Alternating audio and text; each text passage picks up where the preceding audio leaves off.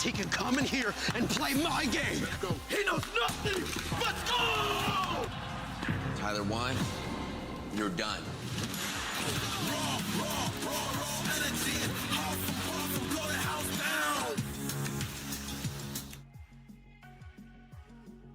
Play is in our DNA.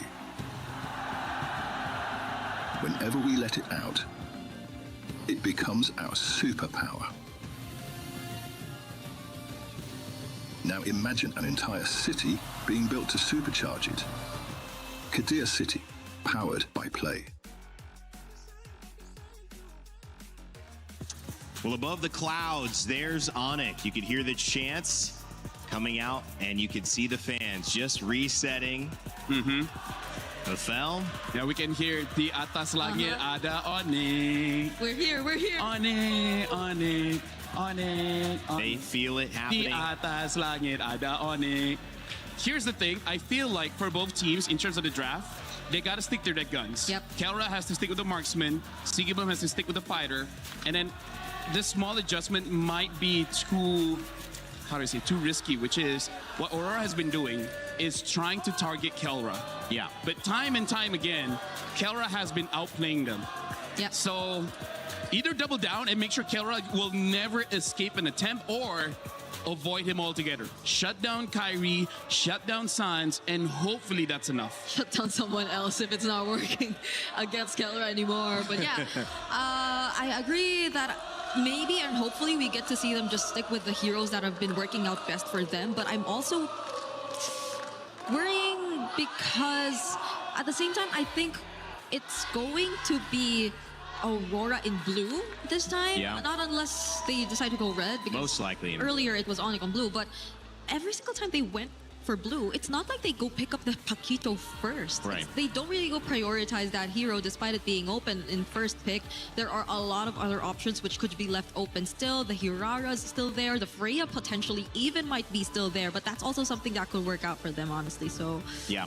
I think the sides are really going to be important. There you go. Aurora does go to blue and the Paquito is still open. So that's a question mark for all of us right now. But the trend says, okay, never mind. Let's just take out all Sigibum's hero, you know? And that's smart. I mean, we knew that was going to be something Aurora valued. And now it does do two things. We could see, and we're not even going to go into it. It's Aurora, first pick from Aurora. So ONIC have a chance to respond. Beleric available. Barat's still available. Yeah. Zushin not available here, banned out. So that won't be a factor, which has been played 2 games in a row by ONIC. Yeah. I think they're going to opt for those power picks still. Safe picks and, as you've mentioned. But the Beleric Plus is supposedly the way to go, at least. That's a good pick. Oh! And the Fanny. Take the Barats as well as the Fanny. Barats is one of the counters towards the Fanny. Now, I want to see whether Aurora, in terms of gold lane, Melissa and Moskov can deal with the Fanny, but if you want to go fighters, maybe the Ruby. The Ruby's the next one. Probably Ruby, but the thing is, Ruby has been changed so that she is only really strong when her HP is low enough so that she has a lot of heals. But if you burst her down so that she can't heal fast enough, that's kind of GG's. Could be risky there. Does that feel like the right trade? That will mean putting Sigibum Joe. on a marksman though, so they just don't reveal their gold laner altogether. They go for the Cho and this time the Uranus. I think at least the matchup will be kinda guaranteed for Aurora in the EXP lane. Not gonna lie, I'm liking ONIC's opener a little bit more here. Yes. Because even though Cho, on paper, in theory, can catch the Fanny, we've seen the reaction times of the players of ONIC. Yep. I feel like it's going to be difficult. I really feel like it's going to be difficult to catch this Fanny. So he might have to target someone else. And that someone else could be either Pelera or Sans, but I don't think you could even count on them to be the best targets. If Sans gets his hands on a high mobility mid laner, which I think a couple are still out there. We still have the Valentina, I was supposed to mention it. Yep, does get picked up. So it won't make things any easier now for whoever you want to target as Bagu on the Cho. This might sound crazy. If anytime Aurora brings a fighter mid, this might be the game. Bring either Ruby mid or they bring out the Rafa or Matilda this time, because Matilda does have the damage to deal with the Fanny and able to lock down as well. So Aurora, if there's any time to bring out a surprise, this is definitely one of them, because the heroes that they have right now doesn't necessarily answer the questions that ONIC is showing. The fact that they have the Valentina can steal away the Way of the Dragon from the Cho, makes it so that they can kick this Uranus, they can kick the Arora, maybe even whatever hero Sigibum opts for later on will get caught as well. So, I mean, ONIC has a good opener here. I know that this hasn't necessarily been the hot pick, even though they kind of started off with this tournament as bringing it into the meta with Eudora. I feel like a kick into a stun is pretty guaranteed if you're trying to isolate this fight. We saw the Fanny with Arrow 404 earlier series, Team Vamos. He was fantastic, but they still lost that game because they basically made the fight about everything but the Fanny until the Fanny showed up. And so if you can isolate someone very important with that show, capitalize on it. We know Aurora likes that. Maybe there's an answer there, and they just deal with the Fanny whenever she shows up. That can be. Hopefully just a bit not too much of a reaction just towards the Fanny pick if they really go lock down the Eudora and the Cho combo together. Because if you do decide to go for that route, that might be the safest, yes, because the fighters in the middle lane option that we talked about previously is something you really have to consider, because if your ultimate is a big ultimate, then I think ONIC would just equally benefit from that too, because they have their hands on the Valentina. So if we, let's say, consider the Ruby in mid, then I think ONIC would be just as happy with that to layer it together with the Barrets and whoever Kiboy would eventually pick up here in the draft. So Aurora have to be very particular with this. The other thought is, how much pressure are we putting on Barretts? We know that when Lunar can win that EXP lane, it helps them win very early. It's possible that we see a lot of pressure there. Yeah, but I feel like Barat should win against the Uranus. Like, even if you don't win, you're able to get out of lane faster. And I feel like that's going to be the determined thing. ONIC, they pick up a Harif. Technically not a marksman, but a traditional gold laner here. And now they answer with a Claude as well as the Eudora.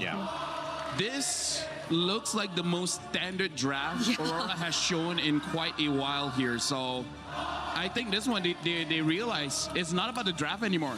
Like, there's only so much the coaching staff can do. Now it's 100% on the players. Gotta make sure the execution goes smooth for Aurora this time, going for a very standard draft. But for Kiboy in Rome, Gato was good. I like the counter. Yeah, Gato can be. Minotaur's banned. Atlas banned. Belleric still available, right? That could also be an option. Honestly, yeah, Belleric can still be an option, because for now, I feel like for ONIC, almost any pick in the Rome can really help them out here. And there you go. They pick up the Belleric. Also kind of good going up against the Claude, Uranus, Cho. So who do they want to pick up? Who does this Cho work against on the side of ONIC? Who's the priority? No one. No one. So that's if you can catch Fanny, great. But wow, I don't know about that. At best, probably just disrupt. Because ONIC will just go all in the team fights. Who are you leaning towards, guys? Final game. I'm leaning towards ONIC. I have to go for ONIC. ONIC. Wow. Indonesian champions in 2023, trying to go back and win in the semifinal. Aurora trying to prove that they deserve to be on the main stage. It's one game away that decides it. A best of 5 turned into a best of 1. Aurora Gaming versus ONIC. Turkey versus Indonesia. Let's send it back over to our casters, Gideon and Naisu, for game 5 at MSC. Two teams walked into this arena at the Esports World Cup thinking that they could make some life-changing money. Now they put it all on the line as both teams have pushed it to match point. A single mistake, a single good play could be the difference between a lot of cash here. But now let's jump right into this game, as the Land of Dawn has already blessed us with a beautiful series. And even this draft, Gideon, for game 5 brings us, I feel like, back to the fundamentals, you know, for the most part. Even if you look at Aurora Gaming lineup, our panel talked about it. There's no more things surprising yourself in the draft. It's pretty standard. There's only so much that the coaching staff can do. It comes down to that execution. ONIC on the same foot. Pick up some of their best heroes across the lanes here. Again, to see potentially Kyrie on this Fanny And Kalra having the Harith here, there's something that can be said for the movements, the way they move around the map alone can set things in pace. Let's set the stage here, because so far, Aurora, you can tell, that top side is definitely going to be their strong side. Lunar playing a much better game this time around, not having to deal with the Esmeralda, but against the Barats, it's going to be a lot easier to kind of outmaneuver and control this lane better, especially since it's a no-go lane. Nobody's going to die here. There's nothing to worry about. But on the bottom side is where it gets interesting. And I was wondering in the draft whether or not, you know, this Cho was going to be the difference maker. Yeah. Both sides had to take Purify in this case, so it's a general neutral lane. But knowing Sigibum, he's played this matchup against the Harith many, many times before in the previous year. We can see this pressure already on these green camps of Kyrie. Pagu takes some shots here. Quarter of the health, he's going to have to get on out of there. This is one of the difficult things for Pagu to deal with. You know, when asked the question, who's the best target for those kicks? Who's the best person to go for? And honestly, it's Kyrie, but as mobile as a Fanny is, that's a tough task to take here. First turtle up for grabs. ONIC going to start it up. Lunar kind of gives that information, but Tienzi's not anywhere near it. So first objective, turtle, going on it. They're just uninterested. There's just no reason to fight for it as of right now. Not until they have that kick to start developing a dedicated lead. And ONIC recognized this, right? Sans immediately takes the way of the dragon on their side in case they could find a moment to snowball this even further. The mid duos have been doing really, really well and have adapted a lot throughout the matches. Now they're going to go down towards their insurance policy. Carol getting a really good freeze here onto Sigibum. And this is where it starts to get dangerous, right? If Sigibum unfortunately uses his BMI too early, there's a chance he gets run down by Kelra with his Zaman Force. It's almost me on the other side. Loop using the flicker. Daytona's welcome into the wall. There's the follow through. Nice kick from Sans into the turret. First blood for Kyrie. They find two. Now they're looking for a third. Luna trying to get away here. He's got a sliver of health. Jump back in. There's the counter punch. Taking out Kyrie and Pagu with the G Kundo. Will be able to get away. No follow through damage. It's a trade. The 2 for 2. God, that was hot. Pagu, what a, wow. Let's look at this one more time, because again, the play coming in from Sans was good, right? He flickers on over to guarantee the kick to the right side, but that third hit of G Kundo, breaking it up at just the right time, allowing Lunar to survive this, and also using his Purify. He probably should have used it slightly earlier, but it doesn't matter. He got the damage off of his shield, and even for ONIC's side, they don't mind this trade at the end of the day. So what if Lunar gets it? We'll eventually be able to deal with it later down the line. So for now, those who found the kills have the money to go even further. Tienzi and as well as Kyrie dead even right now, but only a slight lead, 1 level lead for Tienzi. I wonder how many times Sans will try to replicate that, you know, take the kick, take that way the dragon from Pagu, utilize the kick himself, or does he take something else? You know, between Rose's ultimate, that Thundering Wrath can be beneficial too. So Sans will have his work cut out from him, but like we just saw, pretty good here. Sky Piercer now picked up for Tienzi, the second turtle coming through. All right, Tienzi has to play for cleanup here. They can initiate, walk back, wait for a little bit, and then clean up later. Kyrie, he's got the Heptaseas already ready to go, and he wants to make sure that when he gets on top of a target, that target dies straight away. So now you can see that at least from between ONIC and as well as Aurora, they're constantly trading. They're constantly trading the HP. Okay, again. Way the dragon held on by Sans. There's the Daytona's welcome. You know, right on the mark. Kyrie coming through. Consecration already going to be used. Quarter of the health on the turtle. Tienzi will secure it. Fight breaks out. Blazing duet, not enough. Keyboy will fall, and then another trade. Kelra has some space to work with. A whole lot of battle spells used up as well. And Tienzi will get away with the iframes here on that Hirara. He's dancing around here. Kelra playing a dangerous game. You can tell by that positioning. Unfortunately, the Zaman Force might not be enough there. ONIC now trying to set something up. They want to see Sigibum, but they don't notice him just yet. He's hiding in the bush, and the denial of information has caused ONIC to give up on the dive. Okay, they're going to get forced out of there. They wanted to make a play, but luckily Sigibum has that protection. Pagu, there's the kick right on cue. Purify's still available. Now it's popped. Kyrie joining the fight, swinging on through, gets stunned. Thundering Wrath down. Pagu trying to get away, burns the flicker. He will survive. Neither team falling in the exchange bottom. You can tell how antsy both sides are. Sigibum luckily doesn't get his recall canceled, but that will mean that bottom tier 1 is under threat. They are willing to trade topside, but at least from Kyrie's POV, easily is able to dodge out of the right ability. Sans, does he get the turret? Oh, it's almost one auto attack. It's as good as gone. Yeah. Take a little bit longer to take that one down, but pretty much ONIC just trying to find what they can across the map here. It's really neck and neck in Game 5 so far, Gideon. Again, this is exactly how you want this series to pan out here. Neither team really pulling the switch just yet. Pedal to the metal, but right now it's going to be a tier 1 that falls on our side. Whoa, oh, already some pressure there. Rosa burning the flicker to survive. Actually, Sans burning his flicker, and now trying to secure that purple buff. They do just that. Pagu forcing himself out of side of the jungle. So this is just a battle for buffs and just tier 1s. And you know that Arora generally has a bit of an advantage in these moments, especially with slight leads on their sides. Best part yet, the iframes, making it even harder, especially since you can control the timing of when you decide to drop down that fallen maple. In the meantime, though, as we can see, Arora alongside with ONIC contesting for the space at this point. The main contestant is having control over this mid lane. If we see TNZ make a mistake here, oh, luckily he doesn't walk into the lane, goes for the Little Wanderer instead and lets Sigaboom actually absorb this wave. ONIC miss out that opportunity. Okay, waiting patiently here too. Last turtle of the game. 1 for 1 across both sides for this objective. ONIC will play it a little bit slow. Keyboy waiting, he's got a flicker available. Conceal going to be used. You're going to force the fight for this third turtle anyway. They get stunned in their tracks. Kyrie jumping through, takes the turtle away. Daytona's welcome. Into the wall he goes, and Rosa's gone. Now Pagu, nowhere to run either as he's collapsed down by ONIC. They got the objective and the kills. That was a hot play coming in from ONIC. It felt calculated beginning to end. The timing of Keyboy utilizing his Wrath of the Dry. It's not to mention just an amazing flicker Detona's welcome right onto Rose's face.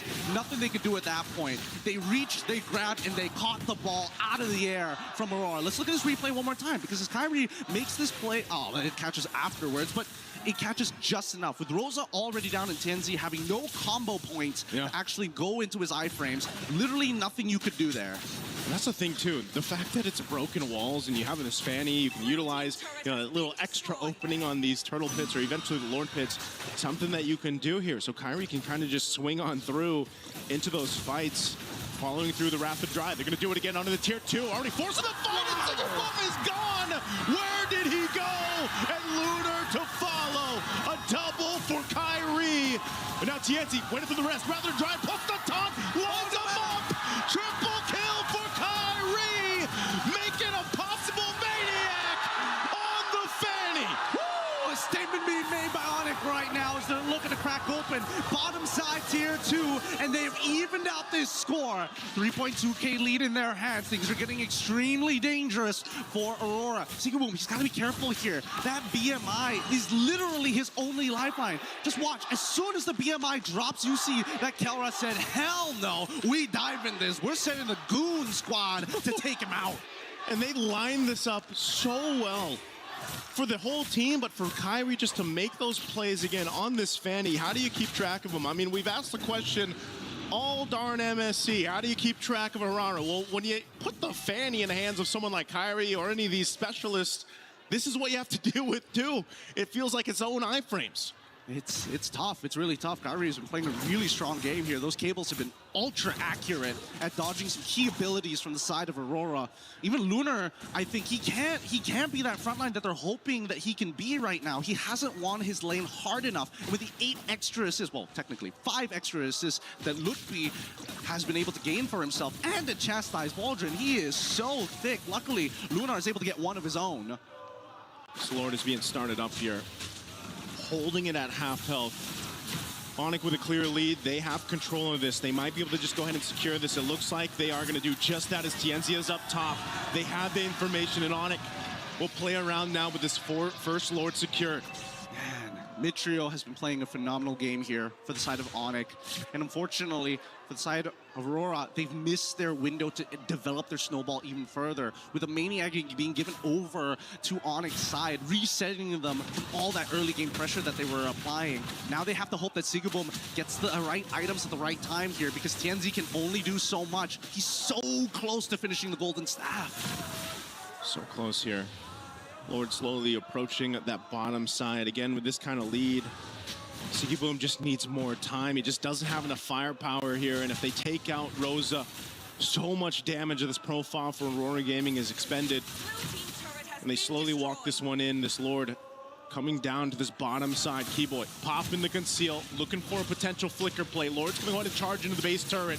They already popped off some damage, trying to keep them at bay, and Lunar has to disengage. They just want to clear out this Lord. They want to hold on to these base turrets. Kelra jumping in with his Almond Force, pushing him off the turret just to secure it. But now ONIC will go ahead and call it off. They look for more space turrets. Up top, Kyrie, Tienzi holding it in bay. They hold on to 2 base turrets for now. ONIC right now just aren't falling for any of the typical tricks. They're going to lose another shielding here. Yeah, that's pretty much everything. ONIC have set this up for a final push with the next Lord. If they can... wait, do they have the ults? They do! Charge in. Loopy jumping in, and they still the Wrath of Dry. They're going to force the fight anyway. Loopy gone, and Siggy Boom too. Kyrie still going. They're cut off from each other. Pagu trying to get away. Kelra, a couple shots, still has the shield. They're so low, though. Aurora Gaming might want to punish. They're still following through. Tienzi has mobility, but they will rely on the conceal to get away. And Sans, he's ready to intercept every single time. ONIC, they are well connected right now. And Aurora, they've tried a couple of feints here. Yep. They've tried a couple of motions where Pagu is trying to bait a reaction out of ONIC, but they're just not flinching anymore. And I think that confidence is starting to build up. It's surmounting to some real damage in Kelra. He's not dropping the ball. Same goes for Sans. Look at the disparity of damage dealt by the key members here of Aurora Gaming. Tienzi there at the bottom, Siggy Boom there at the bottom, and look at the difference for ONIC. Such a big difference in terms of damage, and that's just because of how these team fights have played out. ONIC has all the room to work with, especially for Kelra, provided by this team that Sigaboom has just been trying to catch up. And we know this, Gideon, when you are delayed this much on that power spike for the Claude, it's really tough to get back into the zone of this one. It is hard, but at the same time, they've got some decent wave clear on their end between Tienzi, Sigaboom, and as well as Rosa. They should be the ones who are proactively trying to work together to clean these lanes, while Pagu and Lunar needs to delay lanes. On the opposite end, ONIC very happy to be in this position, you know? They still have access to those steel cables, and Kyrie can do whatever he wants. Go to top side, set up the wave, reset the Lord again. They can do this all day, all night. They gotta clear out that bottom wave here. They do just that. Half health on this Lord. ONIC has control. Looking to see if they can bait something from Aurora Gaming. Doesn't happen, so objective secured.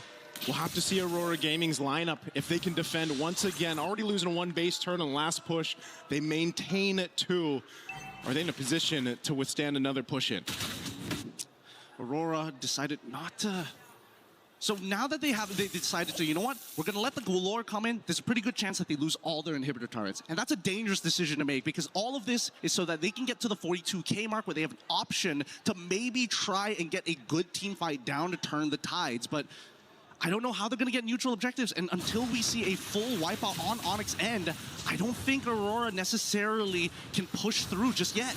Keyboy walking in on that bottom side here. Lord already in the base. Still has a flicker available. The Lord's actually going to go down very quickly from Aurora Gaming, so they maintain it. They still have some waves pushing in. ONIC might look to take down 1 base turret, this mid lane, as Kelra jumps forward. Already, Rocket's going to force the flicker route now. They're trapped under the turret anyway. Rosa's gone again, and Pagu trying to buy the time off the kick. Kyrie might chase him down. The rest of the team's going to force the fight in the base. Kyrie joining them now. Sigaboom with the blazing duet to clear out the lanes. They just want to stay in the game, but Kyrie keeps them together, and now they'll disengage. They still have this wave, but ONIC's too low. Oh my goodness, the item swap right at the very end there. Sigaboom, holy cow. Holy cow. That was a dangerous moment. If it wasn't for that Rose goal, he would have died to the cutthroat coming in from Kyrie. They are out to get him. Yeah.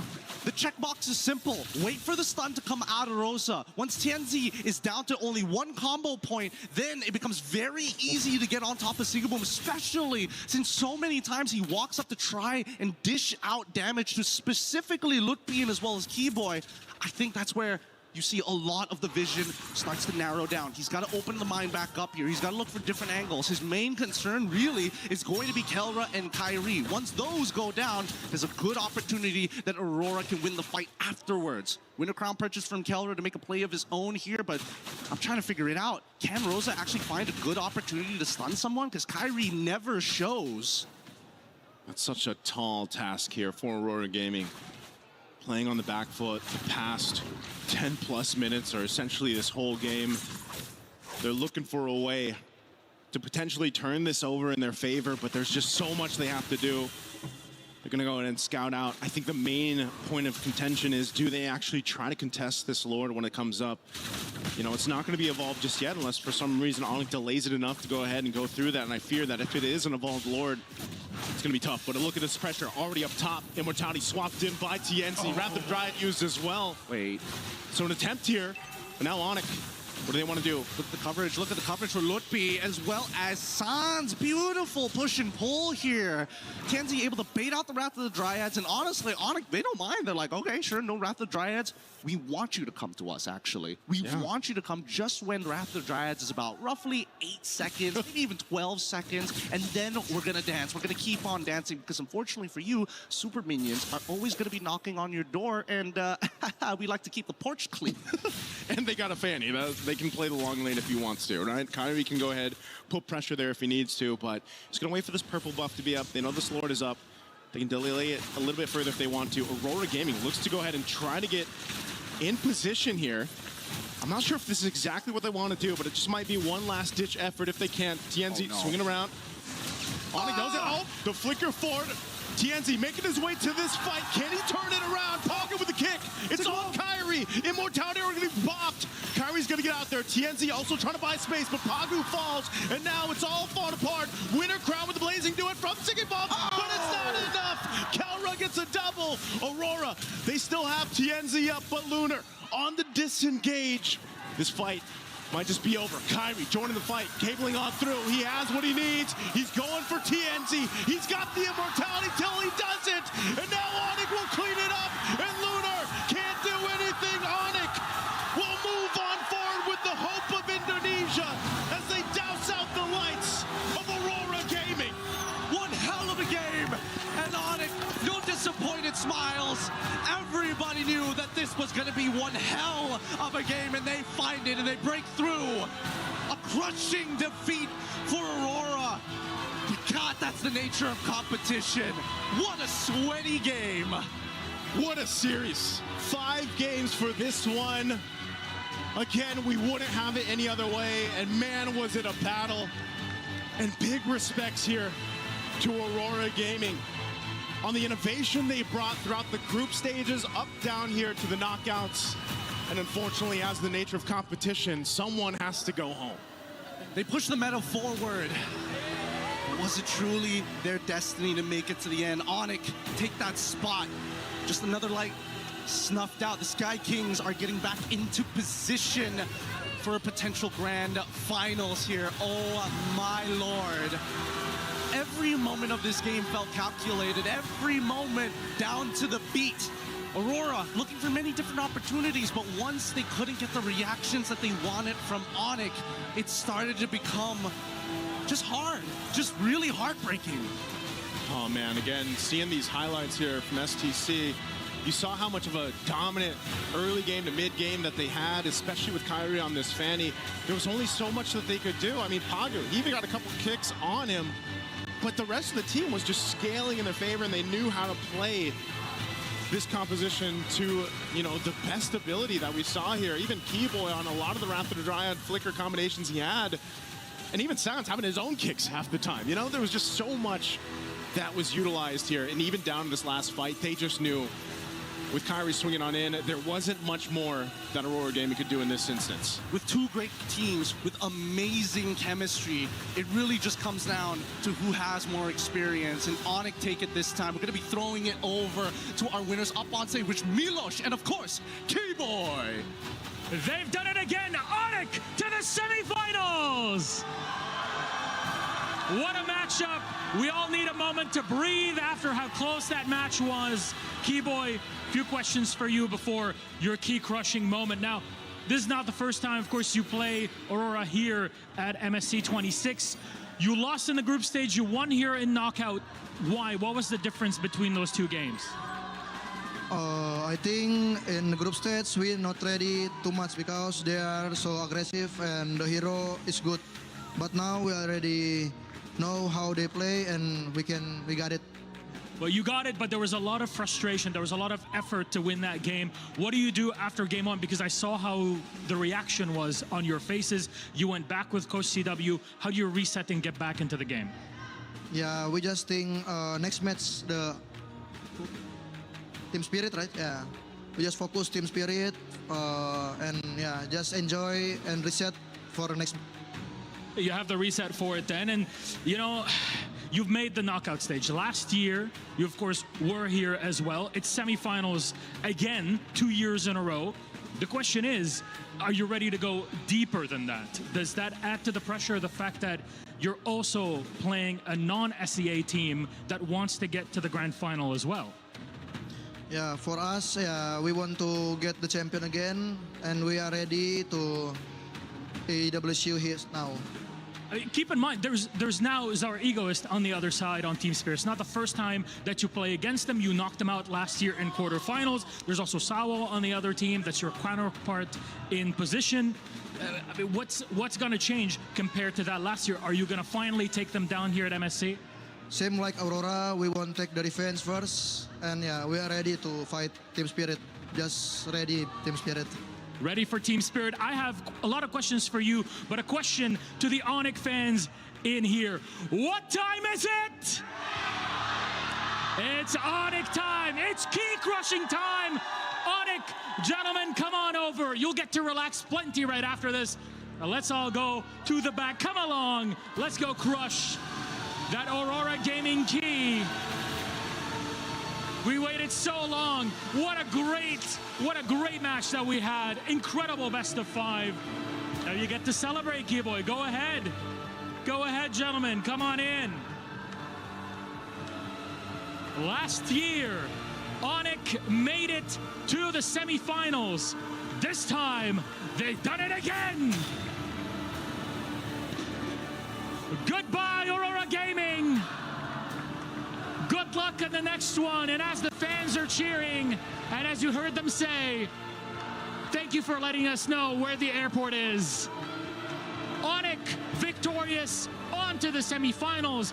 They'll be playing gatekeepers to yet another Western team, non-SEA. What happens tomorrow versus Team Spirit? We won't know for sure, but our panelists, they're going to break this match down for you. The gold standard crushes the golden key of Aurora Gaming and sends them home one last time. As MSC continues, our semifinals are booked. And speaking of tickets booked, Aurora Gaming, yes, we'll have to get those tickets booked for the airport. It's tough to say. But at the end of the day, competition can sometimes be brutal. This one for Turkey was tough. We will see them again, and of course, we will see